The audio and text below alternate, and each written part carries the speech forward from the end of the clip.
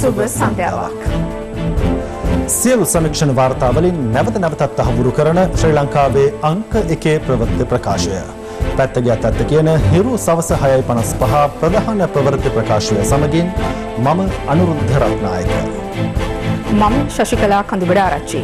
ප්‍රථම නවදානය ප්‍රධාන ප්‍රවෘත්ති සිරස්තල වෙත.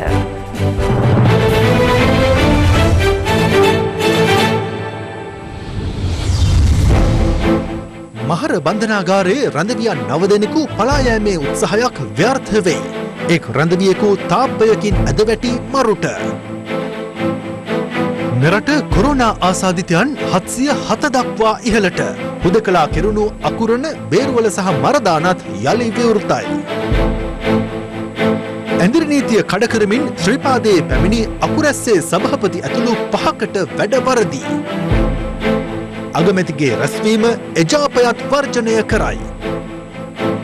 පරිප්පු ටින්මාලු උපරිම සිල්ලර මිල ඉවතට.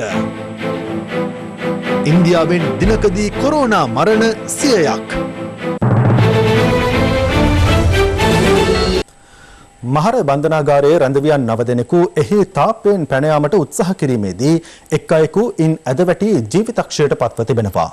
පොලිස් මාධ්‍ය ප්‍රකාශකවරයා සඳහන් කළේ පැන යාමට උත්සාහ කළ අනෙක් රැඳවියන් බන්ධනාගාර නිලධාරීන්ගේ ග්‍රහණයට ගෙන ඇති බවයි. දවසේ පුවත අද අලුයම 3:30ට පමණ මහර බන්ධනාගාරයෙන් පලා යාමට උත්සාහ දරා ඇත්තේ මද්‍රව්‍ය ඇතුළු විවිධ චෝදනා මත සැකපිට රක්ෂිත බන්ධනාගාරගත කර සිටි රැඳවියන් 9 දෙනෙක්. මද්‍රව්‍ය චෝදනාවලට අදාළව මීට දින 12කට පමණ පෙර වැලිසර අත්තනගල්ල මහර නුගේගොඩ සහ ගම්පහ කියන අධිකරණ වලින් මහර බන්ධනාගාරය වෙත යොමු කෙරුණු රැඳවියන් 9 දෙනෙකු තමයි අද අලුයම 3:30ට පමණ මෙලෙස පැන යාමට උත්සාහ දරා තිබුණේ. ඔවුන් රඳවා සිටි ඕවාට්ටුවේ ප්‍රධාන දොරටුවේ කම්බි වැට ඈත් කරමින් එතුලින් රිංගා බන්ධනාගාර පරිශ්‍රය දිගේ ඇවිදවිත් මාගේ මේ පසකින් දිස්වන අඩි 20ක් පමණ උස ඇති තාප්පයෙන් පැන යාමට ඔවුන් උත්සාහ දරා තිබුණා. ඔවුන් ඇඳ ඇතිරිලි කඹයක්සේ සකසා කොක්කක් උපයෝගී කරගනිමින් තාපෙන් පිටතට යාමට උත්සාහ දරා තිබෙනවා. කෙසේ වෙතත් එම අවස්ථාවේ බන්ධනාගාරයේ මුරකුටිවල රාජකාරියේ නිරතව සිටි නිලධාරීන් මෙම සිදුවීම දැකීමෙන් අනතුරුව අහසට වෙඩි තබා ඇත්තේ රැඳවියන් බිය ගැන්වීමේ අරමුණින්.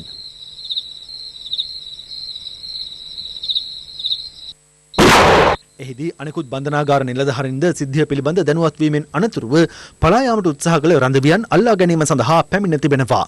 පලා යාම සඳහා ඇඳ ඇතිරිලි ආධාරයෙන් තාපයට නගිමින් සිටි රැඳවියෙකු යලි බන්ධනාගාර පරිශ්‍රය තුළටම ඇද වැටි ඇත්තේ ඒ අවස්ථාවේදී. එහිදී පලා යාමට උත්සාහ කළ අනෙක් රැඳවියන් සහ බන්ධනාගාර නිලධාරීන් අතර පොර බැදීමක්ද සිදුව තිබෙනවා. පලා යාමට උත්සාහ කළ රැඳවියන් සියලු දෙනා බන්ධනාගාර නිලධාරීන්ගේ ග්‍රහණයට හසු කරගත් බව බන්ධනාගාර දෙපාර්තමේන්තුව සඳහන් කළා.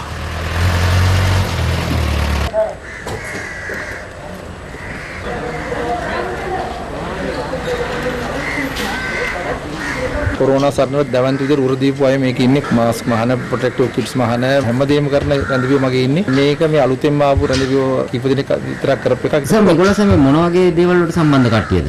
ඔක්කොම අද්‍රව්‍ය ලෝලු. දැන් මේ මෙටි ප්‍රචාරය යන්නේ බන්ධනාගාරයේ නිලධාරීන් විසින් වෙඩි තබා ඝාතනය කරයි කියලායි තියෙන්නේ. නෑ බන්ධනාගාර නිලධාරී එක වෙඩියක්වත් තියලා නෑ. අපි මිනිස්සුන්ට කවදාවත් වෙඩි තියලත් නෑ. අපි අතුලින් මිනිස්සුන්ට මෙහෙම වෙඩි තියන්නෙත් නෑ. අපිට ඕන බන්ධනාගාරය තුල ඉඳන් මේ මිනිස්සු ටික රැක බලා ගැනීම තමයි අපේ පරම්පවිත්‍ර යුතුයකම. උඩට විතරක් වෙඩි දෙක තුනක් තියලා අපි මිනිස්සු බය කරලා අත්අඩංගුවට ගැනීම විතරයි කරලා තියෙන්නේ. පොරබැදීමේදී බන්ධනාගාර නිලධාරීන් දෙදෙනෙකුට තුවාල සිදු වී ඇති අතර ඔවුන් උතුරු කොළඹ ශික්ෂණ රෝහලට ඇතුළත් කෙරුණා.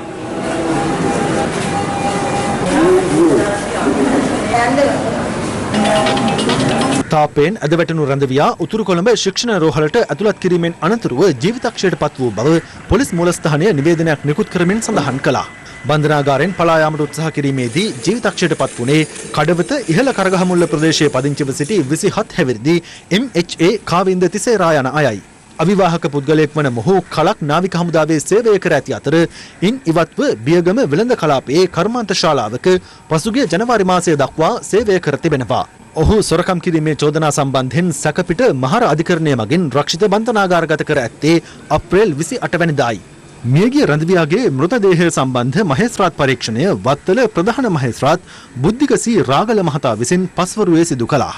පවතින COVID-19 වසංගතය හේතුවෙන් මෙම හදිසි මරණය පිළිබඳ පශ්චාත් මරණ පරීක්ෂණය සිදු කෙරෙන්නේ COVID-19 පරීක්ෂණයක් සිදු කිරීමෙන් අනතුරුව බව උතුරු කොළඹ ශික්ෂණ රෝහලේ අධ්‍යක්ෂ වෛද්‍ය ෂර්ටන් පෙරේරා මහතා සඳහන් කළා.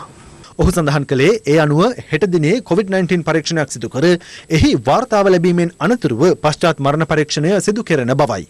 බන්ධනාගාරයෙන් පැන යාමට උත්සාහ කළ මෙම රඳවියන් අධික ලෙස මද්‍රව්‍ය භාවිතයට ඇබ්බැහි වූවන් බව බන්ධනාගාර ආරංචි මාර්ග සඳහන් කළා. ඔවුන් සැක කරන්නේ ඒ හේතුවෙන් ඇති වූ මානසික ව්‍යාකූලතාවය මත අදාළ රඳවියන් මෙලෙස පැන යාමට උත්සාහ දරා ඇති බවටයි. මහර බන්ධනාගාර අධිකාරී ජගත් වීරසිංහ මහතා සඳහන් කළේ සිද්ධිය සම්බන්ධ පරීක්ෂණ පොලිසිය බන්ධනාගාර දෙපාර්තමේන්තුව සහ බුද්ධි අංශවල මෙහෙයවීමෙන් සිදු කෙරෙන බවයි. දවසේ පුවත එදිනෙදා ඔබේ මුළු සිරුරටම රැකවරණයක්. ස්වදේශී කොම්බ සබන්.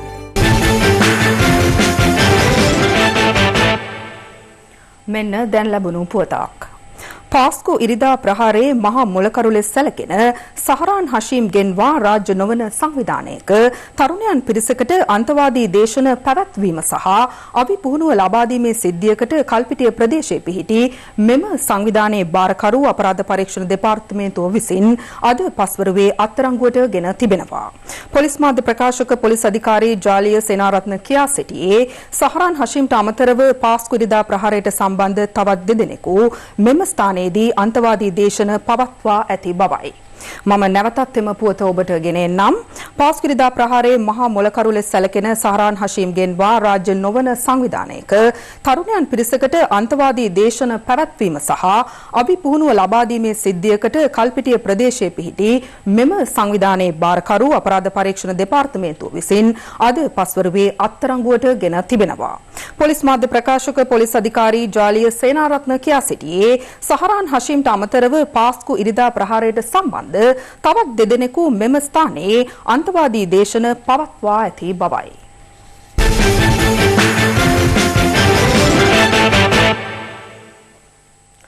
තවත් COVID-19 ආසාදිතයන් දෙදෙනෙකු අද හඳුනාගෙන තිබෙනවා.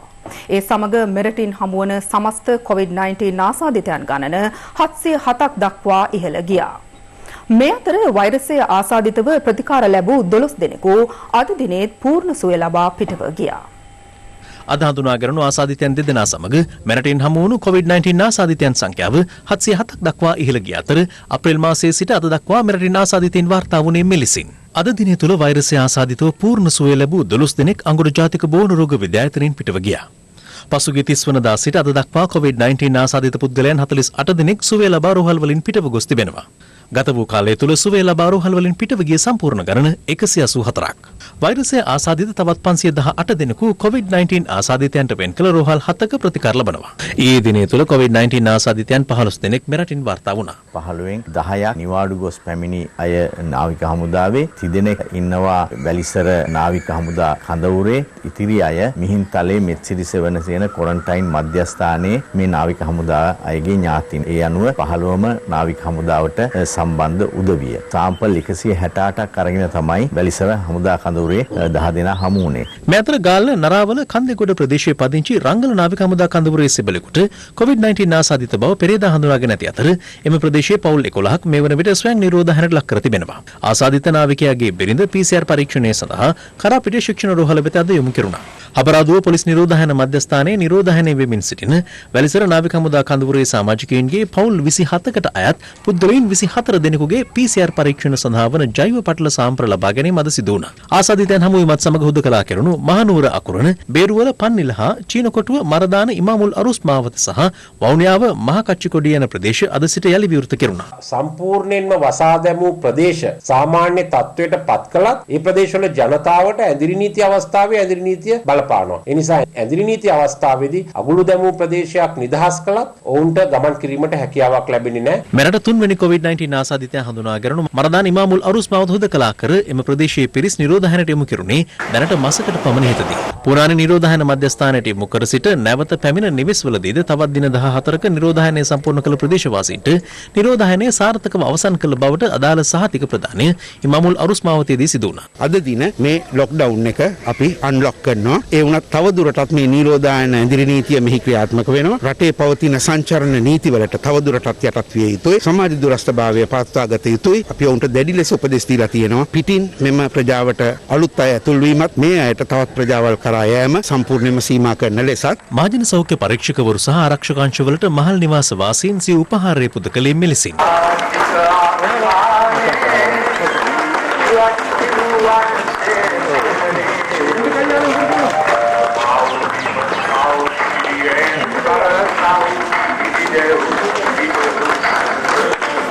විදේශගතව සිට මෙරටට පැමිණි මහනුවර අකුරණ ප්‍රදේශයේ පුද්ගලයෙකුට සහ ඔහුගේ ආශ්‍රිතයන් කිහිප දෙනෙකුට COVID-19 ආසාදිත බව සෞඛ්‍යාංශ පසුගියදා හඳුනාගත්තා. ඒ හේතුවෙන් එම ප්‍රදේශයේ පිරිසක් නිරෝධායන මධ්‍යස්ථාන වෙත යොමු කර අකුරණ ප්‍රාදේශීය ලේකම් කොට්ටාස බල ප්‍රදේශයේම සම්පූර්ණයෙන් හුදකලා කෙරුණා. අකුරණ ප්‍රදේශය යලි විවෘත කෙරුණේ මේ වන විට ප්‍රදේශයේ වෛරස් ව්‍යාප්තිය සම්පූර්ණයෙන් පාලනය කර තිබීම හේතුවෙන්. මා මේ රැඳී සිටින අකුරණ ප්‍රදේශයේ මාසයකට අධික කාලයක් හුදකලා ප්‍රදේශයක් වශයෙන් නම් කොට තිබුණා. මෙම ප්‍රදේශය කේන්ද්‍ර කොට විශේෂිත සෞඛ්‍ය ආරක්ෂක වැඩසටහන් මෙන්ම ආරක්ෂක වැඩසටහනක්ද ක්‍රියාත්මක කිරීමට නියමිතව තිබෙනවා. මෙරට තුළ COVID-19 ව්‍යාප්තිය තවත් පොකුරක් නිර්මාණය වූ බේරුවල පන්නිල සහ චීන කොටුව ප්‍රදේශ හුදකලා ප්‍රදේශ ලෙස නම් කෙරුණු අතර අද එම ප්‍රදේශ යලි විවෘත කෙරුණා. මෙම ස්ථානයේ හුදකලා කිරීම කටයුතු මේ වන විට අවසන් කර තිබෙනවා. නමුත් මේ ප්‍රදේශයේ ඇඳිරි නීතිය තදින්ම ක්‍රියාත්මකයි. ප්‍රදේශයේ 14000ක් 15000ක් අතර ප්‍රමාණයක් අද දිනේ දක්වා මෙලෙස හුදකලා කර තිබුණත් අදින් පසු ඔවුන්ට යම් සහනයක් ලැබී තිබෙනවා ඇඳිරි නීති තත්ත්වයන් යටතේ පවණක් ක්‍රියා කිරීම සඳහා. නිවාඩු ලබා පැමිණ සිටි වැලිසර නාවික හමුදා කඳවුරේ සෙබළෙකු COVID-19 ආසාදිත බව තහවුරු වීමත් සමග වසා දැමුණු වවුනියාව මහ කච්චිකොඩියේ ගම්මානයේ යලි විවෘත කළ බව වවුනියාව මහජන සෞඛ්‍ය පරීක්ෂක නිලධාරීන් සඳහන් කළා. ඒ අදාළ ආසාදිතයාගේ පවුලේ ඥාතීන් සහ ආශ්‍රිතයින් සියලු දෙනාට වෛරසය ආසාදිත නොමැති බව PCR පරීක්ෂණ මගින් තහවුරු වීමත් සමගයි. මේ අතර නෙදර්ලන්තයේ ඇම්ස්ටර්ඩෑම් සිට විශේෂ ගුවන් යානයක් අද පෙරවරු 8:40ට මත්තල ජාත්‍යන්තර ගුවන් තොටුපළ වෙත පැමිණියා.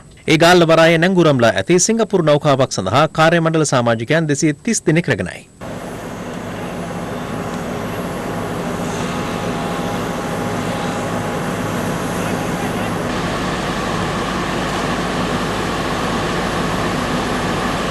මගින් සියලු දෙනා ගුවන් හමුදාව මගින් මත්තල ගුවන් තොටුපළ පරිශ්‍රයේදීම පූර්ණ විෂ බීජ හරණ ක්‍රියාවලියකට ලක් කිරීමෙන් අනතුරුව ගාල්ල බලා රැගෙන යනු ලැබුවා.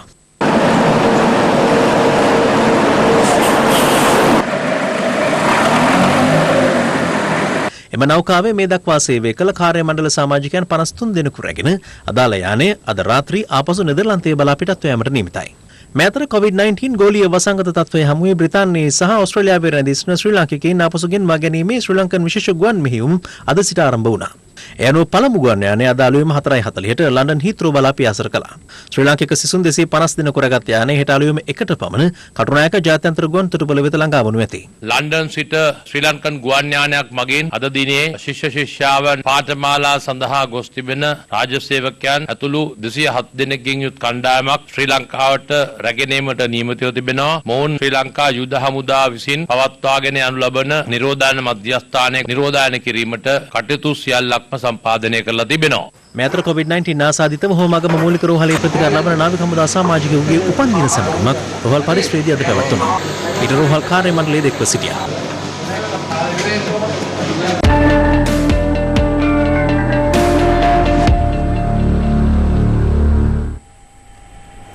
ඇඳිරි නීති බලපත්‍ර නොමැතිව ශ්‍රීපාදස්ථානයට යාමට උත්සාහ කළ අකුරැස්ස ප්‍රාදේශීය සභාවේ සභාපතිවරයා මව්සාකලේ ප්‍රදේශයේදී අද අත්අඩංගුවට පත් වුණා.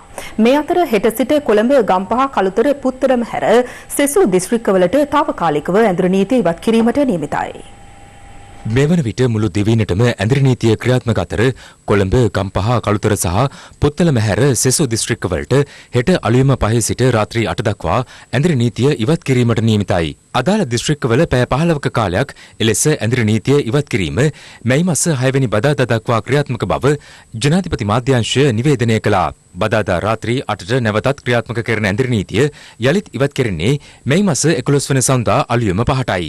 මේ අතර ඇඳිරි නීතිය ඉවත් කරන දිස්ත්‍රික්කවල ජනතාවට අත්‍යවශ්‍ය සේවා සපයා ගැනීම සඳහා බැහැරට යාම වෙනුවෙන් රජය හඳුන්වා දුන් ජාතික හැඳුනුම්පත් අංක ක්‍රමයට අනුව ජාතික හැඳුනුම්පතේ අවසන් අංකය 1 හෝ 2 ලෙස සටහන් වන පුද්ගලයින්ට හෙට දිනේදී බැහැර යාම සඳහා අවස්ථාව හිමි වනු ඇති.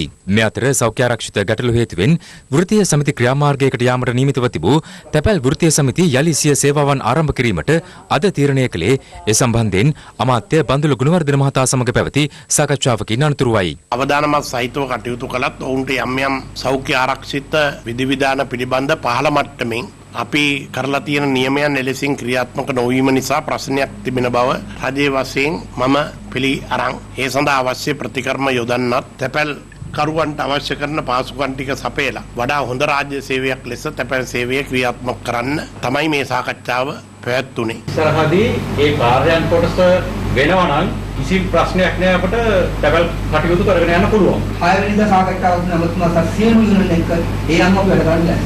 අද දිනේත් මුළු දිවයිනම ආවරණය වන පරිදි පොලිසිය ඇතුළු ආරක්ෂකාංශ ඇඳරි නීති රාජකාරිවල නිරත වූ අතර ඇතැම් ස්ථානවල ක්ෂණික මාර්ග බාධක යොදා වාහන පරීක්ෂා කරන ආකාරයද අප වාර්තාකරුවන්ගේ කැමරාවල මෙලෙස සටහන්ව තිබුණා. මේ අතර අද පෙරවරු 6ට අවසන් වූ පැය 24 තුළ ඇඳරි නීතිය උල්ලංඝනය කළ 1088 දෙනෙකු සහ වාහන 307ක් පොලිසිය විසින් අත්අඩංගුවට ගනු ලැබ තිබෙනවා. ඒ අනුව ඇඳරි නීතිය ක්‍රියාත්මක කරනු සමස්ත කාලය තුළ එය උල්ලංඝනය කිරීම හේතුවෙන් අත්අඩංගුවට ගැනුණු සංඛ්‍යාව 45115ක්. පොලිස් මාධ්‍ය කොට්ටාසය පැවසුවේ ඊට අමතරව වාහන 11699ක්ද පොලිස් භාරයට ගෙන ඇති බවයි. මොනවද එක්ස්පයර් 2018 ඩ්‍රයිවිං ලයිසන්ස් එක. ඔයා මේක හොරකම් කරගෙන යනකද ගන්න? ආයෙත් බයික් වගේ නමර කියන්නේ. අපි මේ උසාවි දාන උසාවිට එවල මේ දෙන්නගේ අඳුරුපත් බෙල් චෙක් කරලාද මේ ගත්තේ? පාරේ යනවා නම් හෙල්මට් දාගෙන යන්න කියන්නේ. හෙල්මට් නෙතුයි කියලා අනතුරක් වලද අපි ඔළුව මේක ඩැමේජ් වෙන්නේ. මේක වලට අනතුරක් වැඩි. ඩ්‍රයිවිං ලයිසන්ස් දෙන්න ඔයා ටෙම්පරරි දෙන්න එතක ඊළඟ chance එකක් දෙන්න සාරා. ලයිසන්ස් එක කරලා කිසිම විනයක් නැහැ. ආරක්ෂක ඉස්සරින් නැහැ. පොලිසියෙන් දකින්නකොට මුසාවන්න දාන්නේ. ආරක්ෂක ඉස්සරින් නොමැතුවන දඩකොලයක් අවා දෙන්න වේදුරු බලපත්‍ර නොවුත දාවනේ. ඔබතුමාලාට ලැබුම් දීලා තියෙන රජයෙන් මේකේ සීමාව තුළ තමයි කුජලේ ගමන් ගන්න මේ ත්‍රිවිල් එක යන්න බෑනේ 3 දෙනෙක් ඉන්නවා. ගන්නවා නම් ඇඳිරිනීති බලපත්‍රයක් තියෙනවා. ඇඳිරිනීති බලපත්‍රයකුත් නැහැ. හෙට දිනේදී ඇඳිරි නීතිය ඉවත්වන ප්‍රදේශවල නිල ඇඳුමින් වගේම සිවිල් ඇඳුමින් පොලිස් නිලධාරීන් යොදවා තිබෙනවා. ඒ වගේම ජනතාවගෙන් ඉල්ලා සිටිනවා පොදු ප්‍රවාහන සේවයක් ගමන් කිරීමේදී නැත්නම් කුලී රථයක් භාවිතා කිරීමේදී සෑම විටම නිරෝධායන ප්‍රතිපත්ති අනුගමනය කරන්න. ඇඳිරි නීතිය තිබෙන පළාත්වල වගේම ඇඳිරි නීතිය නොමැති පළාත්වල නීති විරෝධී මත්පැන් මත්ද්‍රව්‍ය සම්බන්ධයෙන් විශේෂ වැටලීම් කරනවා. මේ පුද්ගලයින්ට වගේම එම ගෙස්ට් හවුස් නවාතැන්පොළ හෝටල් අයිතිකරුවන්ට ඒ වගේම යම්කිසි සමාගමකට අයිති වෙනවා නම් ඒවායේ අධ්‍යක්ෂ මණ්ඩලවලට එරෙහිවත් නීතිය ක්‍රියාත්මක කිරීමට සිදු වෙනවා. ඇඳිරි නීති බලපත්‍රයක් නොමැතිව අකුරැස්සේ සිට ශ්‍රීපදස්ථානය දක්වා යාමට පැමිණි අකුරැස්ස ප්‍රාදේශීය සභාවේ සභාපතිවරයා ඇතුළු 5 දෙනෙකු මව්සෑකලේ පොලිස් මුරපොලේදී අත්අඩංගුවට ගනු ලැබුවා. පොලිසිය පැවසුවේ මොවුන් ගමන් කරමින් තිබූ ලොරතේ තිබී ගමන්මලු කිහිපයක්ද පොලිස් භාරයට ගෙන ඇති බවයි. COVID-19 වෛරසය පැතිර යාමේ අවදානම හේතුවෙන් පූජනීය ස්ථාන වන්දනා කිරීම සෞඛ්‍ය අංශ විසින් තහනම් කර තිබෙනවා. රජය විසින් අඩු ආදායම්ලාභීන්ට ලබා දෙන රුපියල් 5000 දීමනාව නිසි පරිදි නොලැබුණු බවට චෝදනා කරමින් බියගම උතුර ග්‍රාම සේවා වසමේ ජනතාව උද්ඝෝෂණයක නිරත වුණා.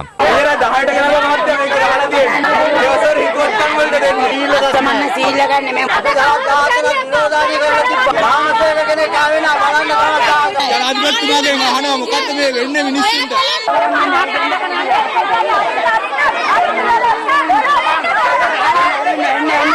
අනතුරුව බියගම පොලිස් ස්ථානාධිපතිවරයා පැමිණ දින 3ක් තුළ රුපියල් 5000 දීමනාව ලබා දෙන බවට පොරොන්දු වීමෙන් පසු ජනතාව විසිර ගියා.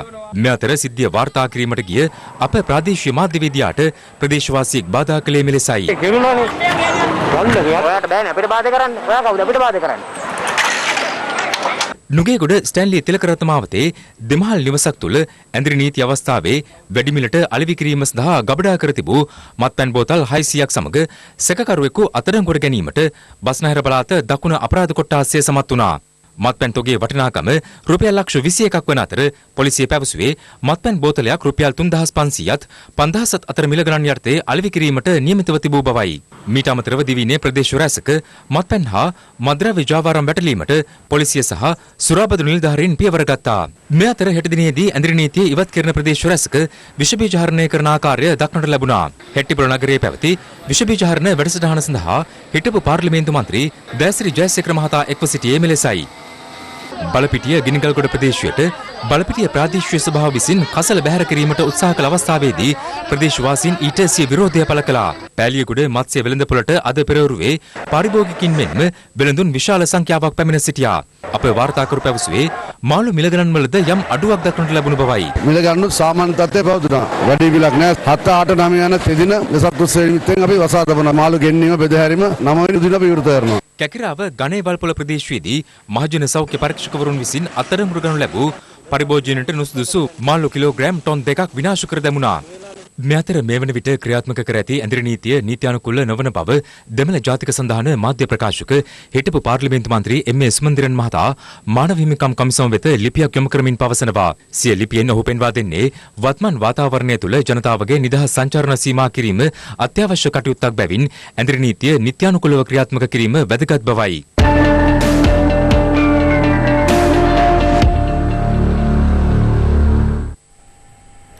COVID-19 වෛරසය ආසාදනය වීමෙන් ලොව පුරා මියගිය පුද්ගලයන් සංඛ්‍යාව 2,45,185ක් දක්වා ඉහළ ගොස් තිබෙනවා. ගත වූ පැය 24 තුළ ලොව රටවල් රැසකින් වාර්තා වූ ආසාදිතයන් සංඛ්‍යාව 83,000කට අධික අතර දකුණු ආසියාතික කලාපයෙන් දිනක් තුළ වාර්තා වූ වැඩිම COVID ආසාදිතයන් සංඛ්‍යාව අද ඉන්දියාවෙන් වාර්තා වුණා. මේ අතර COVID-19 වෛරසය හටගත් බවට විශ්වාස කෙරෙන වුහාන්හි ජෛව රසායනාගාරයේ විද්‍යාඥයින් පිරිසක් වවුලන් ආශ්‍රිත පරීක්ෂණ සිදු කරන අයුරු දැක්වෙන ආන්දෝලනාත්මක ඡායාරූප කිහිපයක් බ්‍රිතාන්‍ය මාධ්‍ය වාර්තා කළා. ලොවපුර පුද්ගලයන් මිලියන 3.4ක් ආසාදිතින් බවට පත් කළ COVID-19 වෛරසයෙන් මේ වන විට දැඩි බලපෑමක් එල්ල වැත්තේ ලොව සුපිරි බලවතා වන ඇමරිකා එක්සත් ජනපදයටයි. ගත වූ පැය 24 තුළ එරටින් නව ආසාදිතින් 29744 දෙනෙකු වාර්තා වූ අතර පුද්ගල මරණ 1691ක්ද සිදුව තිබෙනවා. ඇමරිකා එක්සත් ජනපදයේ COVID-19 ආසාදිතව මියගිය පුද්ගලයන් අතරින් 20%ක් වයෝවෘද්ධ තත්ත්වයේ පසු වූ එරට වැඩිහිටි නිකේතනයන් තුළ රැඳී සිටි පුද්ගලයන් බවට නවතම වාර්තාවන් පෙන්වා දෙනවා. මේ වන විට ඇමරිකා එක්සත් ජනපදයෙන් වාර්තා වන සමස්ත ආසාදිතයින් සංඛ්‍යාව 11,11 අභිබවා යන අතර මරණ සංඛ්‍යාවද 67444 දක්වා ඉහළ ගොස් තිබෙනවා. කෙසේ වෙතත් විශ්ලේෂකයින් පෙන්වා දෙන්නේ ඇමරිකාවේ සැබෑ COVID-19 වෛරස බලපෑමේ අගයන් ප්‍රකාශිත අගයන්ට වඩා ඉහළ අගයක් ගනු ඇති බවයි. නිව්යෝර්ක් ප්‍රාන්ත පොලිසියේ නිලධාරීන් 5225 දෙනෙකුද මේ වන විට මාරාන්තික වෛරසයට ගොදුරු වී තිබෙනවා. ඇමරිකා එක්සත් ජනපදයේ COVID-19 මැඩලීමට සක්‍රිය දායකත්වයේ දක්වන සෞඛ්‍ය කාර්ය මණ්ඩල නිලධාරීන් දිරිගැන්වීමට අගනුවරට ඉහළ අහසේ ගුවන් සංදර්ශනයක් පැවැත්වුණේ මේ අයුරින්. ගත වූ පැය 24 තුළ ඇමරිකා එක්සත් ජනපදයට පසුව ලොව දෙවෙනියට වැඩිම ආසාදිතින් පිරිසක් වාර්තා වූයේ රුසියාවෙන් වන අතර ඊයේ දිනේදී එරටින් නව ආසාදිතින් 10,633 දෙනෙකු වාර්තා වීමත් සමග සමස්ත ආසාදිතින් සංඛ්‍යාව 1,34,687ක් දක්වා ඉහළ ගියා. මේ රුසියාවේ ඇතැම් ප්‍රාදේශීය රෝහල් තුළ ඉඩ පහසුකම් නොමැති පසුබිමක රෝගීන් නේවාසිකව ප්‍රතිකාර ලබන අයුරුයි. Now it's a makeshift ward for 5 coughing women. No room. දකුණු ඇමරිකානු රාජ්‍යයක් වන බ්‍රසීලයෙන්ද මේ වන විට COVID-19 ආසාදිතයින්ගේ ශීඝ්‍ර වර්ධනය පෙන්눔 කරන අතර එරටින් වාර්තා වන සමස්ත ආසාදිතයින් සංඛ්‍යාව 96,000කට අධිකයි. දිනෙන් දින බ්‍රසීලයේ ඉහළ යන COVID මරණ හේතුවෙන් එරට විශාල භූමි ප්‍රදේශයන් සමූහ මිනීවලවල් බවට පරිවර්තනය වී තිබුණේ මේ අයුරින්. මේ අතර මාරාන්තික COVID-19 වෛරසයට ගොදුරු වී අසාධ්‍ය තත්ත්වයෙන් ප්‍රතිකාර ලැබමින් සිටියේදී තමන් ජීවිතයත් මරණයත් අතර සටනක නිරත වූ බවත් ඉන් ජය ගැනීමට තමන්ට ඔක්සිජන් විශාල වශයෙන් ලබා දීමට සිදු වූ බවත් බ්‍රිතාන්‍ය අග්‍රාමාත්‍ය බොරිස් ජොන්සන් පවසනවා. බ්‍රිතාන්‍යයේ ද සන් පුවත්පත සමග සම්මුඛ සාකච්ඡාවකට එක්වෙමින් අග්‍රාමාත්‍යවරයා පැවසුවේ තමන්ගේ මරණය පවා නිවේදනය කිරීමට වෛද්‍යවරුන් සූදානම්ව සිටි බවත් කෙතරම් බලසම්පන්න රාජ්‍යයක නායකයෙකු වුවත් මෙම මාරාන්තික වෛරසයට එරෙහි සටන ජය ගැනීමට අසීරු බවයි.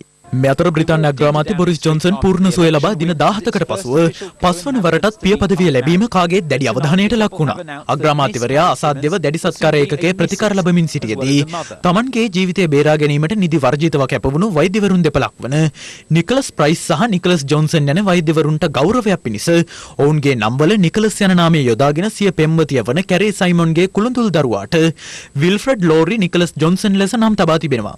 මේ අතර මාරාන්තික COVID-19 වෛරසයට එරෙහිව භාවිතයට ගත හැකි නව එන්නත් දෙකක් සත්වෙන් යොදාගෙන අත්හදා බැලීමට ලෝක සෞඛ්‍ය සංවිධානයේ අනුමැතිය ඕස්ට්‍රේලියානු පරීක්ෂණ සමාගමකට හිමිව තිබෙනවා.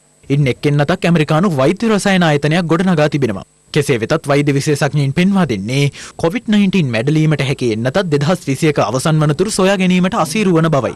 දකුණු ආසියාතික කලාපයේ දිනක් තුළ වාර්තා වූ වැඩිම ආසාදිතයින් සංඛ්‍යාව ඊයේ ඉන්දියාවෙන් වාර්තා වුණා. ඒ නව ආසාදිතයින් 2442ක්. එරටින් දිනක් තුල සිදු වූ වැඩිම කොවිඩ් මරණ සංඛ්‍යාව සටහන් කරමින් නව පුද්ගල මරණ 100ක්ද ඊයේ දිනේදී වාර්තා වුණා. මේ අතර කොවිඩ් මැඩලීමට ඉන්දියා සෞඛ්‍ය කාර්ය මණ්ඩල නිලධාරීන් දරන අපරිමිත වෙහෙස අගය කරමින් ඉන්දියා ගුවන් හමුදාව මුම්බයි උඩුගුවනේ අද ගුවන් සංදර්ශනයක් පැවැත්තුවා. මේ අතර ඉන්දියාවේ පංජාබ්හි සංචරණ නීති උල්ලංඝනය කරමින් දහවනේ වූ මෝටර රථයක් නැවැත්වීමට උත්සාහ කළ පොලිස් නිලධාරියෙකු අදාළ මෝටර රථයේ ගැටි රථය සමග ඉදිරියට ඇදී යන අයුරු ඉන්දියා මාධ්‍ය මෙලෙස වාර්තා කළා.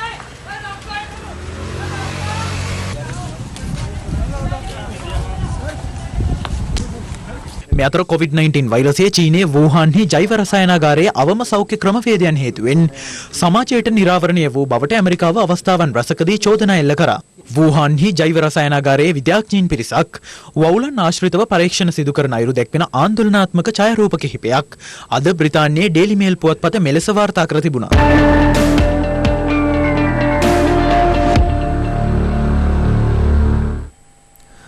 දිවයිනේ සියලු විහාරස්ථානවල සහ ඉන් පිටත ජනතාව එක්රැස් නොවනසේ තම නිවාසවලම රැඳී සිටමින් මෙවර වෙසක් උත්සවය සමරන ලෙසට ත්‍රිනිකායක මහනාහිමිවරුන් ශ්‍රී ලාංකේය ජනතාවගෙන් ඉල්ලීමක් කරනවා.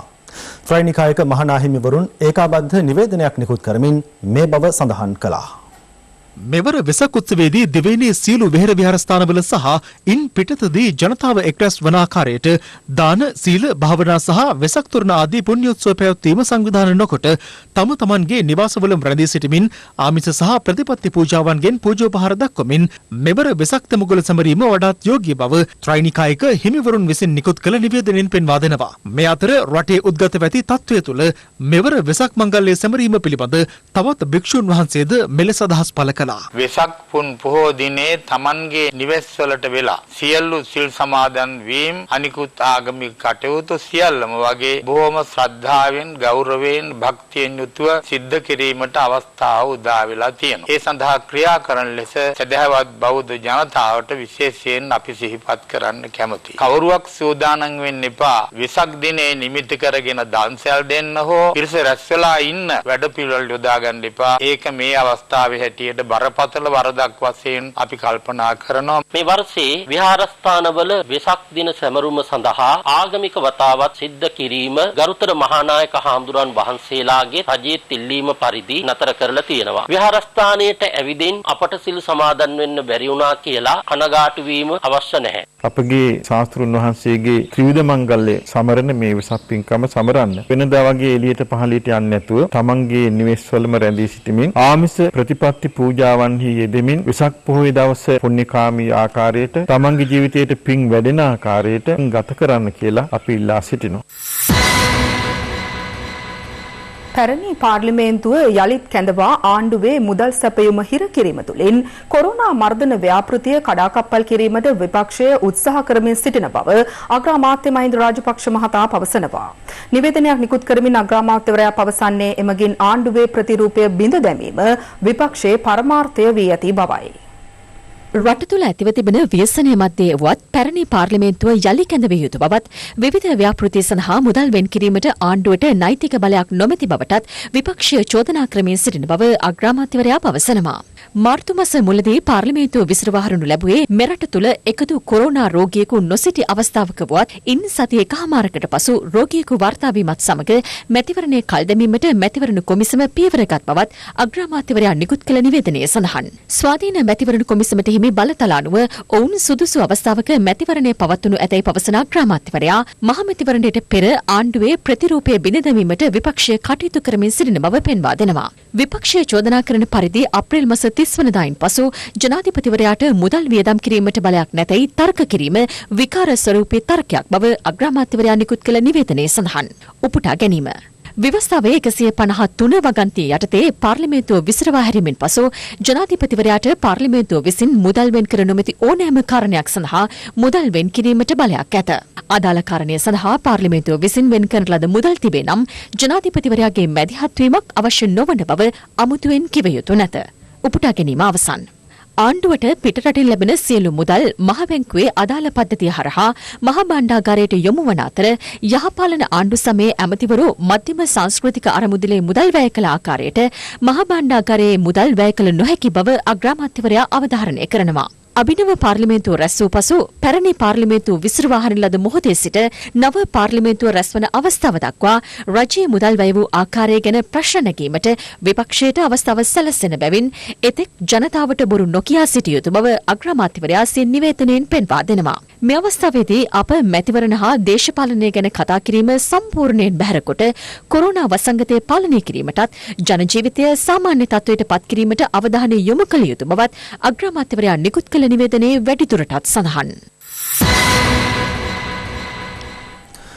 අග්‍රාමාත්‍ය මහින්ද රාජපක්ෂ මහතා සහ හිටපු පාර්ලිමේන්තු මන්ත්‍රීවරුන් අතර හෙට පැවැත්වීමට නියමිත සාකච්ඡාව වර්ජනය කරන බව එක්සත් ජාතික පක්ෂය අද නිවේදනය කළා.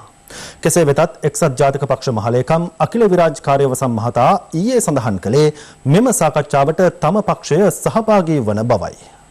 පවතින අර්බුදකාරී තත්ත්වය පිළිබඳ සාකච්ඡා කිරීම සඳහා ග්‍රාමාත්‍ය මහින්ද රාජපක්ෂ මහතා විසින් විසිරුවා හරින ලද පාර්ලිමේන්තුවේ මන්ත්‍රීවරුන්ට හෙට අරලියගහ මන්දිරයට ආරාධනා කර තිබෙනවා.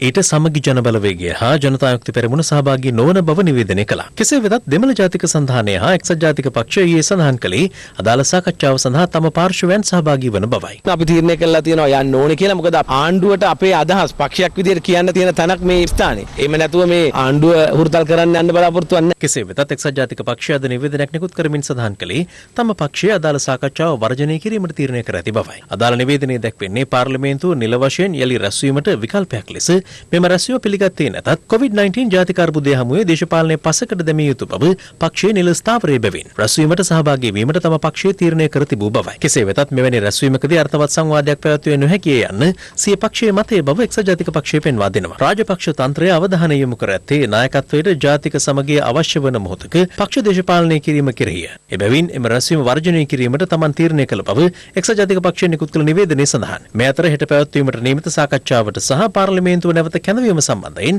පක්ෂ දේශපාලනඥයින් මෙලෙස අදහස් පළ කළා. පාර්ලිමේන්තුව නියෝජනය කළ මන්ත්‍රීවරුන්ට කිසියම් පැහැදිලි කර ගැනීමක් රජයේ වැඩසටහන පිළිබඳව අවශ්‍ය නම් ඒ දැන ගැනීම සහ දැනුවත් කිරීම වෙනුවෙන් තමයි මේ රැස්වීම කැඳවලා තියෙන්නේ. මේ විවේචන සියල්ලට පිළිතුරු අප සතුව තිබෙනවා. ඒ පිළිතුරු ලබා දෙන්නට තමයි සාකච්ඡා කරන්නට තුමලට ආරාධනා කළා තියෙන්නේ. පරණ පාර්ලිමේන්තුව විතරක් කැඳවුවා නම් 225ක් පුටු දාපුවාම ඒකෙන් 100කට ආසන්න මන්ත්‍රීවරු ප්‍රමාණයක් සහභාගී වෙන්නේ නැති වුනහම මං හිතන්නේ හිස් බව පේන නිසා වෙන්නේ නැති අර පාර්ලිමේන්තුවේ මෙතෙක් හිටපු සියලුම දේශපාලනයේ විශ්‍රාමගිය මන්ත්‍රීවරුත් මේ සඳහා කැඳවලා තියෙනවා. අපිට ප්‍රධානම කාරණේ තියෙන්නේ මැතිවරණය පැවැත්වීම. නමුත් ප්‍රශ්නේ තියෙන්නේ රටේ මහජනතාව ඒ මතේ තවම නැහැ. ඒ නිසා අපි ඒකයි කිව්වේ තව ටිකක් කාලයක් ඉඳලා මේ ක්‍රියාදාමයට යන්න පුළුවන්. හැබැයි ඒ වෙනතුරු තියෙන ප්‍රශ්න ඒව විසඳ ගන්න මෙතනදී කතා කරන්න පුළුවන්. මෙතනදී කතා කරන්න එන්නේ නැතුව එළියට වෙලා ගස්කල්ලයට මේවට බැනලා අපිට මං හිතන්නේ ප්‍රශ්න විසඳුමක් හම්බෙයි කියලා. ගෝඨාභය මහත්තයා කැඳෙව්වේ පක්ෂ නායකයෝ ටික විතරයි. එතුමා මුලදී සාකච්ඡාවක් සාධාරණ විදියට අවංකව කරගෙන ගියා. හැබැයි ඒක මගදී කඩාකප්පල් කරලා මැතිවරණ වසංගතේ දැන් පටන් අරන් තියෙනවා. ඒ කියන්නේ දැන් මේගොල්ලෝ ගාව මං හිතන්නේ කොරෝනා වෙනුවෙන් හදාගෙන ඇති මොනවා හරි අර කටර දාන ගුලි ටික. ඒ බෙහෙත් වර්ගය අපේ අගමැතිතුමාට දෙන්න පුළුවන් වෙන්නේ පාර්ලිමේන්තුව ඇතුළේදීම විතරද කොහෙද? ඇයි ඉතින් එහෙම බෙහෙතක් හොයාගෙන දින නම් එන්න එපා අරලියගහ මන්දිරේ. පාර්ලිමේන්තුව රැස් කරන්නේ COVID-19ට බෙහෙත් හොයාගන්නද? මොකද්ද පාර්ලිමේන්තුවෙන් කරන්න පුළුවන් මේ අවස්ථාවේ ප්‍රයෝජනෙ කියලා අහපු අය දැන් අරලිය මන්දිරේට රැස් කරන්න හදනවා 225. මේක තනිකරම නාඩගම. අපි විවිධ තැන්වල විවිධ කරුණු කියනවට වඩා මේ රැස්වීමට ඇවිල්ලා තම තමන්ට තියෙන අදහස් ඉදිරිපත් කිරීම තමයි මම හිතන්නේ වඩාත් ප්‍රජාතන්ත්‍රවාදී සහ ප්‍රශ්න විසඳ ගන්නත් පුළුවන්. ඨාගමැතිතුමත් එක්ක තම තමන්ට තියෙන ප්‍රශ්නත් කතා කරගන්න මම හිතන්නේ අවස්ථාවක් තියෙයි. එන එක තමයි වැදගත් වෙන්නේ. අපි මේ ආරාධනාව සලකලා බැලුවා. එතුමගේ සහෝදරයා ජනාධිපතිතුමා අපට යොපු පිළිතුරත් එක්ක ගලපලා බැලුවා. අපිට තේරුණේ කිසිම සත්භාවයක් නැති පාර්ලිමේන්තුවට ඇති නීතිමය බලය අභිමවමින් රට තුළ ඇතිලා තිබෙන ජනමතය ධම්මාකාරයකින් යටපත් කිරීම සඳහා කරන කූට ව්‍යාජ උත්සාහයක් හැරිය. රනිල් වික්‍රමසිංහ දඩයන් ගුහාව රැට කඳවද්දී අරලියගහ මන්දිරය අස්සේ අනුග දිසානායකට ලැජ්ජ නැතුව ගිහිල්ලා FCID කමිටුවට ගිහිල්ලා වාඩි වෙන්න පුළුවන්. හැබැයි මහජන යෝජනා පිළිබඳව ඉල්ලීමක් කියපුවාම ඒකට ගිහිල්ලා අරලියගහ මන්දිරයට දෙන්න අනුර දිසානායකට ලැජ්ජයි. හූල් එක පැත්තකින් නටනවා, අනුර දිසානායක තව පැත්තකින් නටනවා, සුමන්තිරන් තව පැත්තකින් නටනවා, සජිත් ප්‍රේමදාස තව පැත්තකින් නටනවා. ඒ නිසා අපිට තේරෙනවා මේ කට්ටිය හැංගි ඔක්කොම එක කාමරේ තමයි වෙස් බැඳලා වෙන වෙනම මේ නටන්නේ කියලා. COVID-19 වසංගතය ආරක්ෂක අංශ වෙත ව්‍යාප්ත වීමේ වගකීම ජනාධිපතිවරයා සහ අග්‍රාමාත්‍යවරයා ඇතුළු වත්මන් රජය බාරගත යුතු බවත් වෛරසය පාලනය සඳහා රජය ගෙන යන වැඩපිළිවෙල අවිධිමත් බවත් හිටපු පාර්ලිමේන්තු මන්ත්‍රී පාට්ලි චම්පික රණවක මහතා චෝදනා කරනවා. ඔහු මෙම චෝදනාව එල්ල කළේ අද කොළඹදී ප්‍රවෘත්ති සාකච්ඡාවක් කැඳවමින්. මේ කොවිඩ් වසංගතයේ ආරම්භයේ ඉඳන් රට වැහුවෙත් අවිද්‍යානුකූල ක්‍රමයකට, ඒක පවත්වගෙන ගියෙත් අවිද්‍යානුකූල ක්‍රමයකට, ඒක දැන් විවෘත කරන්න යන්නේ අවිද්‍යානුකූල ක්‍රමයකට. දැන් බලන්න ලෝකයේ අනිකුත් හැම රටකම ලොකුම ආසාදිත ප්‍රමාණයේ ඉන්න සෞඛ්‍ය සේවකයෝ. ලංකාවේ 140ක් මේ රටේ ආරක්ෂක සේවාවන් වලයි තමයි කොවිඩ් ආසාදිතය. මේකට මොකක්ද හේතුව? අපි දන්නවා ඩෙන්ගු වසංගතයේ වෙලාවේ ආරක්ෂක අංශ රෝහල් හදලා දුන්නා, පහසුකම් හදලා දුන්නා. හැබැයි ඩෙන්ගු මර්ධනය කරන්න ආරක්ෂක අංශ ගියේ නැහැ. ඒකට තමයි වෛද්‍යවරු ඉන්නේ. ඒකට තමයි සෞඛ්‍ය ඒ පිළිබඳ දැනුම ඇති විශේෂඥවරු ඉන්නේ. ඒ කාර්යය ආරක්ෂක හමුදාව වලට ලබා දීලා තමයි අද ආරක්ෂක හමුදා කඳවුරු ගණනින් කොවිඩ් වසංගතයට ගොදුරු කරලා දෙන්නේ. දේශපාලන ගේමක් ගහන්න ගිහිල්ලා සිදුවෙච්ච භයානක වරදක් තියෙනවා. එහි වගකීම පැහැදිලිවම ජනාධිපති අගමැති ඇතුළු කැබිනට් මණ්ඩලයෙන් බාරගත යුතුයි. ඒ වගේම අපිට ඇහෙනවා ලංකාවේ රෝගීන් අඩුයි කියලා. මේ ආසාදිත ගාන අඩුවීම, මරණ ගාන අඩුවීම පිළිබඳ අද සෑහෙන සැකමුසු තත්ත්වයක් ඇතිලා තිනවා. මොකද මේ රෝගය වළඳිදාද නැද්ද කියලා කරන නිශ්චිත පරීක්ෂණ පිළිබඳ නිශ්චිත දත්ත රටට ලබා දීලා නැහැ. උදාහරණයක් හැටියට කොවිඩ් වලින් මැරෙනවා කියලා දෙයක් නැහැ. මැරෙන්නේ නියුමෝනියා තත්ත්වයක් නිසා. ඒතර නියුමෝනියා තත්ත්වයෙන් සැකකටයුතු ලෙස මියගිය කී දෙනෙක්ගේ කොවිඩ් පරීක්ෂණය කළාද කියලා අද මේ වෙනකන් රට දන්නේ නැහැ. අපි දිගින් දිගටම කිව්වා වැඩියෙන් පරීක්ෂණ කරන්න කියලා. රජයේ වෛද්‍ය නිලධාරීන්ගේ සංගමය කිව්වා. හැබැයි නෑසූ කන්නව ඉන්නවා. ඇයි? ටෙස්ට් වැඩියෙන් කරාම රෝගීන් වැඩියෙන් හම්බ වෙනවා. ඕක තමයි ඇත්ත. දැන් අපි දන්නවා නාම යෝජනා කාලේ කොවිඩ් විසංගතයේ ශීඝ්‍රයෙන් වර්ධනය වුණා. ඒ අවස්ථාවේ ස්වදේශ කටයුතු රාජ්‍ය පරිපාලන ඇමතිතුමා දින ගාණක් රජයේ නිවාඩු හැටියට ප්‍රකාශ කළා. 17, 18, 19. ඒ නිසා දැන් ප්‍රශ්නයක් ඇවිල්ලා තියෙනවා. අපි දන්නවා මේ මැතිවරණ පනතට අනුව රජයේ නිවාඩු දිනවල නාම යෝජනා බාර ගන්න බෑ. එහෙමනම් ඒ නාම යෝජනා වළංගුද නැද්ද කියන ප්‍රශ්නේ දැන් මතුවෙලා තියෙනවා. මහමැතිවරණය සඳහා නාම යෝජනා බාරගත් දිනවල නීත්‍යානුකූල භාවයේ කිසිදු ගැටලුවක් නොමැති බැවින් නියමිත පරිදි මහමැතිවරණය පැවැත්වීමට හැකි බව පිවිතුරු හෙළවුරුමේ නායක හිටපු පාර්ලිමේන්තු මන්ත්‍රී උදය ගම්මන්පිල මහතා ප්‍රකාශ කරනවා. ඔහු මේ අදහස් පළ කළේ කොළඹදී කැඳවා තිබූ ප්‍රවෘත්ති සාකච්ඡාවකට එක්වෙමින්. නාම යෝජනා කාල සීමාව තුල දින 4ක් නිවාඩු දින බවට පත්වීමෙන් නාම යෝජනා බාර ගැනීමේ නීත්‍යානුකූලත්වය මතුවී තිබෙන බවත් ඒ පිළිබඳ නීතිපතිවරයාගේ මතය විමසීමට මැතිවරණ කොමිසම තීරණය කළ බවත් ඊයේ පක්ෂ ලේකම්වරුන් කැඳවලා මැතිවරණ කොමිසම දැනුම් දී තිබෙනවා. ජනාධිපතිතුමා පාර්ලිමේන්තුව විසිරුවා හැරීමේදී සඳහන් කළ යුතු කාරණා දෙකක් පාර්ලිමේන්තු මැතිවරණ පනතේ 10.2 වගන්තියේ සඳහන් වෙනවා. කියලා තියෙනවා නාම යෝජනා කාල ආයන්න ඡන්දය විමසීම පවත්වනු ලබන දිනේ. ඊළඟට පාර්ලිමේන්තු මැතිවරණ පනතේ 10.2 වගන්තියේ රෝමානු 2 අනුවගන්තියේ සඳහන් වෙනවා. පළවන උපවගන්තියේ ආචේදයේ දක්වනු නියම කරනු ලබන දිනය 15ක පෝය දිනයක් හෝ 1971 අංක 29 දරන රජයේ නිවාඩු දින පනතේ සඳහන් දිනයක් නොවිය යුතුය කියලා. එහෙමනම් රජයේ නිවාඩු දිනයක නොපැවැත්විය යුත්තේ ඡන්දය මිසක් නාම යෝජනා බාර ගැනීම නෙවෙයි. ජනාධිපතිතුමා නාම යෝජනා කාල සීමාව ප්‍රසිද්ධියට පත් කළේ මාර්තු මාසේ 2 වෙනිදා. නිවාඩු දින විසිර පත් කරේ ඊට පස්සේ. එහෙමනම් ඊට පස්සේ කරපු දෙයකින් මැතිවරණයට කිසිම බලපෑමක් නැහැ කියන එක ඊටාම පැහැදිලිව මේ වගන්තියේ සඳහන් වෙනවා. ඒ නිසා මාර්තු මාසේ 16 වෙනිදා සිට 19 වෙනිදා දක්වා රජයේ නිවාඩු දින ප්‍රකාශයට පත් කිරීමෙන් මැතිවරණ කොමිසම කියන ආකාරයෙන් නාම යෝජනා බාර ගැනීමේ නීත්‍යානුකූලත්වයට කිසිම බලපෑමක් නැහැ. මැතිවරණ කොමිසම නීතිපතිගේ මතය විමසන්න තීරණය කිරීමෙන් පේන්නේ මැතිවරණ කොමිසම ඇතුලේ බෙදුණු අදහසක් තිබුණු බවයි. එතනදී කෙලින්ම බෙදුම් වාදයට ආවඩන තමන්ගේ දේශපාලන මතය විවෘතව ඉදිරිපත් කරමින් ස්වාධීනයයි කියන මැතිවරණ කොමිසමේ සමාජිකත්වයේ දරන හූල් මහත්තයා මේ පරාලහැනේ වෙන්න බොහෝ දුරට ඉඩ තියෙනවා.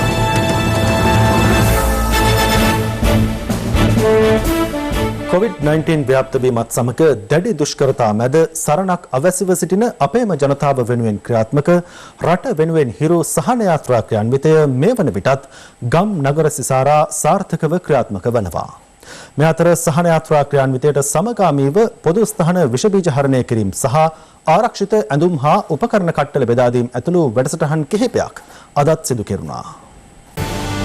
රට වෙනුවෙන් හිරු සහන යාත්‍රා ක්‍රියාන්විතය LOLC සමග COVID-19 වෛරසය ව්‍යාප්ත වීමත් සමග දුෂ්කරතා රැසකට මුහුණ පා සිටින අපේම ජනතාවගේ සුවසහනය මුඛ්‍ය පරමාර්ථය කරගනිමින් ආරම්භී හිරු සහන යාත්‍රා ක්‍රියාන්විතය කොළඹ සහ කළුතර දිස්ත්‍රික්ක ආවරණය කරමින් අද ක්‍රියාත්මක වුණා. වෛර විහාරස්ථාන පූජනීය ස්ථාන වැඩිහිටි නිවාස ළමා සංවර්ධන මධ්‍යස්ථානවල නේවාසිකව සිටින පූජ්‍ය පක්ෂය සහ වැඩිහිටියන් පුංචි දුව දරුවන් වෙනුවෙන් අද දවසේදී රට වෙනුවෙන් හිරු සහන යාත්‍රාව LOC සමගින් ක්‍රියාත්මක වෙමින් අපි සූදානම් වනවා අද දවසේදී අද දවසට නියමිත වැඩ කටයුතු මෙලෙසින් ආරම්භ කරන්නට.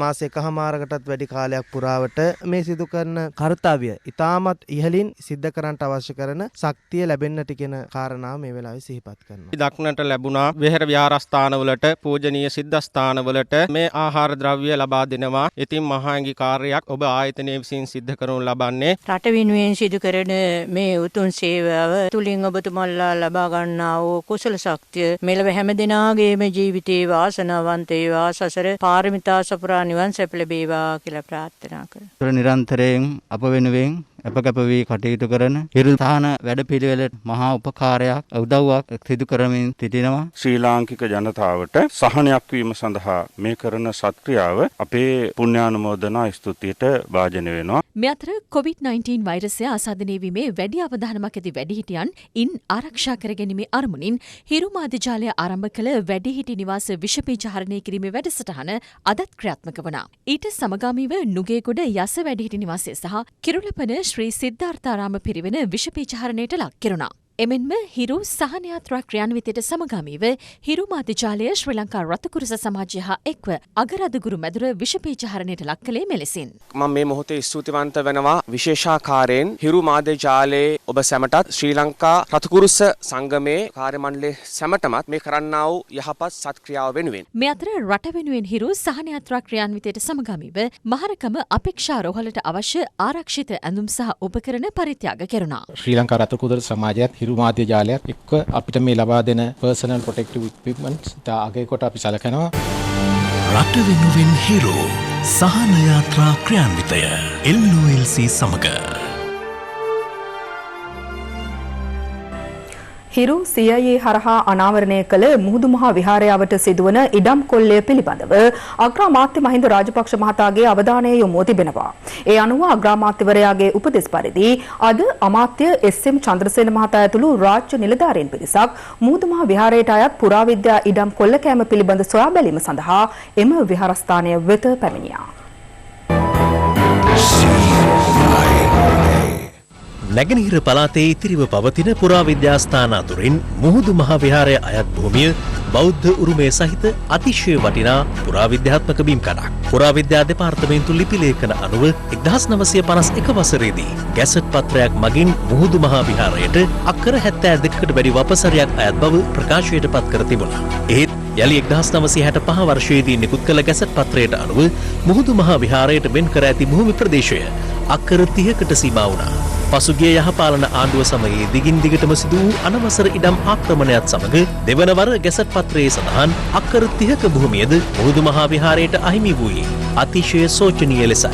හිරු CIA හරහා අප අවස්ථා ගණනාවකදී මෙම ඉඩම් කොල්ලය හෙළි කළ අතර එහි ආසන්නතම සිදුවීම ලෙස අප වාර්තා කළේ COVID-19 උවදුර පාලනය කිරීමට ඇඳිරි නීතිය පනවා තිබූ කාලයේද ඉඩම් ආක්‍රමණයක් සිදුවන අයුරුයි. හිරු CIA කණ්ඩායමට දර්ශන ලබා ගැනීමට බලපෑම් එල්ල කළද පසුගිය අප්‍රේල් 29 වෙනිදා අප මේ පිළිබඳ රටට හෙළි කළා. ඒ අනුව මේ පිළිබඳ වහා සොයා බලන ලෙස අග්‍රාමාත්‍යවරයා අමාත්‍ය SM චන්ද්‍රසේන මහතාට උපදෙස් ලබා දී තිබෙනවා. ඒ අනුව අමාත්‍යවරයා හා රාජ්‍ය නිලධාරීන් පිරිසක් අද මුහුදු මහා විහාරයේ නිරීක්ෂණය සඳහා පැමිණියා.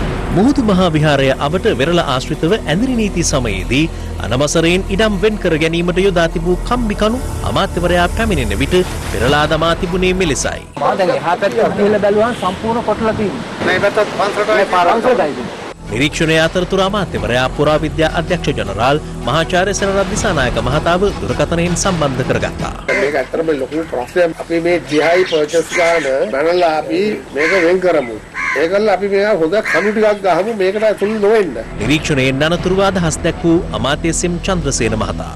CIA වැඩසටහනෙන් අගමැතිතුමා දැකලා තියෙනවා මුහුදු මහා විහාරයේ දැන් ප්‍රශ්නය මොකද? ඒ අනුව මේ පිළිබඳව අගමැතිතුමා මට උපදෙස් දුන්නා මේ ප්‍රශ්නය හොයලා බලන්න කියලා. මම අධිකාරි ජනාධිපතිතුමාට දන්වලා අද මේ ස්ථානට පැමිණියේ. ස්වාමීන් වහන්සේලා මෙතන බොහෝම දුෂ්කරව තමයි මේ භූමියවත් ආරක්ෂා කරගෙන ඉන්නේ. අක්කර 72ක් පමණ තිබුණ පුරාවිද්‍යා භූමිය අක්කර 17කට සීමා වෙලා තියෙනවා. ආක්‍රමණය කරලා තියෙනවා මේ ඉඩම CIA වැඩසටහනෙන් මේ වගේ ඉතිහාසය නැති වෙන තැන් පෙන්වීම පිළිබඳව අපි හිරු මාධ්‍ය ජාලයට ස්තුතිය ගෞරවය පොදු කරනවා.